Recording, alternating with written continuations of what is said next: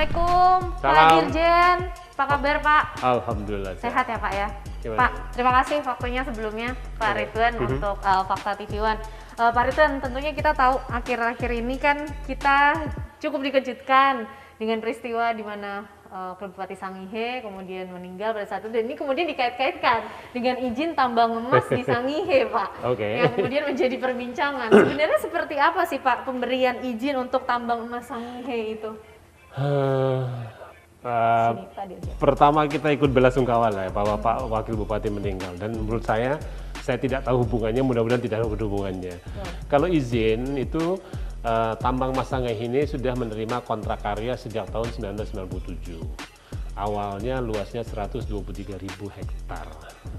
Lebih luas dari pulaunya. 123.000 hektar, Iya, lebih plus luas dari pulaunya. kepulauan itu sendiri. Tapi kemudian dengan berbagai pertimbangan, kita juga tidak ingin penguasaan lahan berlebihan.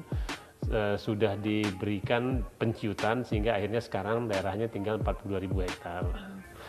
Proses sejak 97 itu ada studi kelayakan, ada AMDAL, ada izin lingkungan, semua sudah berjalan. Dan ketika kita memberikan luasan 42.000 hektar sebagai wilayah izin usaha pertambangan, jangan dimaknai bahwa seluruh 42.000 itu akan dicangkul, dibulldozer, dibongkar. Karena ini artinya hampir 56% dari bagian kepulauan Sangihe loh Pak. Iya. Dari 737 km persegi. Makanya saya bilang, jadi yang akan dijadikan wilayah tambangnya atau istilah kegiatan itu wilayah terganggunya itu hanya 65 hektar. Dengan nanti kegiatan-kegiatan lainnya maksimum nanti ujung-ujungnya 4.500 hektar. Jadi kira-kira 11% dari seluruh wilayah izin usaha yang diberikan. Jadi sekali lagi, tolong kita pahami, ketika kita memberikan wilayah izin usaha pertambangan, kan mereka perlu tempat bermanuver, infrastruktur, kantor, dan lain-lainnya. Sehingga jangan dimaknai sekali lagi seluruh 42.000 hektar itu akan digali, dicangkul, ditebang, dibabat. Tidak begitu melihatnya. Hanya 11% yang kemudian nanti akan berpotensi untuk dilakukan proses produksi dari tambang itu. Oke. Nah, tapi Pak, berbicara mengenai pemberian izin yang kemudian ternyata sudah dipersempit dari 123.000 menjadi 42.000, tapi masuk juga surat permohonan pembatalan izin dari Wakil Bupati Sangihe. Apa yang memicu kemudian Wakil Bupati Sangihe bisa mengekspresikan suara semacam ini, Pak Dirjen? Saya tidak dalam kapasitas untuk menduga pemikiran beliau. Saya hanya melihat beliau punya pemikiran yang lain di luar itu dan menyampaikan pendapatnya. Kalau kita lihat dalam kapasitas pribadi kan sama aja, setiap orang kan boleh berpendapat di Republik ini. Kita dengar pendapatnya, kita perhatikan, dan saya juga sudah sampaikan kepada banyak pihak. Kalau memang dalam perjalanannya ada pelanggaran, tentunya akan kita tindak, gitu ya. Nah, kita juga harus tahu bahwa daerah itu sekarang bukannya daerah yang selama ini digambarkan indah, digambarkan bersih, tidak ada gangguan lingkungan. Di sana inspektur tambang kami sudah melihat ada 200 kurang lebih lubang tambang tanpa izin. Ada 3 alat berat yang kemarin sudah diamankan oleh pihak kepolisian, dan juga sudah banyak penambang-penambang ilegal. Jadi artinya kita harus berpikir, ketika tambang ilegal kita biarkan, kemudian pemerintah membuat keputusan untuk mengizinkan sebuah badan usaha secara resmi, di mana salahnya?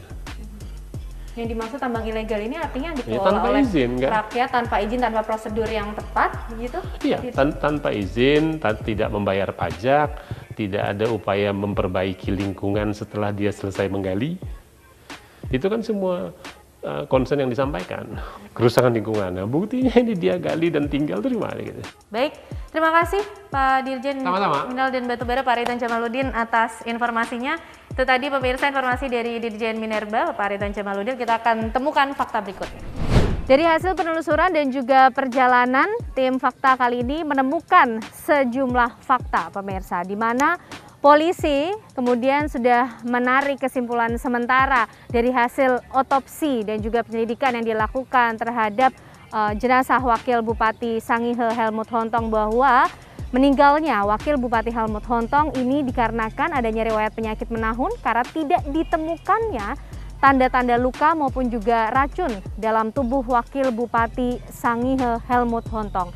Di sisi lain, Kementerian ESDM Dirjen Minerba dalam hal ini menyatakan sudah mengeluarkan izin operasi produksi untuk PT Tambang Mas Sangihe yang luasan eksplorasinya diperkecil dari 123.000 hektar menjadi 42.000 hektar. Kami pun juga menemukan tambang-tambang rakyat yang dikelola oleh warga lokal yang kemudian dinyatakan oleh pemerintah daerah, dalam hal ini Bupati Sangihe, sebagai tambang rakyat yang tidak memiliki izin ataupun juga pengawasan dari pihak pemerintah. Saksikan Terus Fakta setiap hari Senin pukul 20 waktu Indonesia Barat hanya di TV One.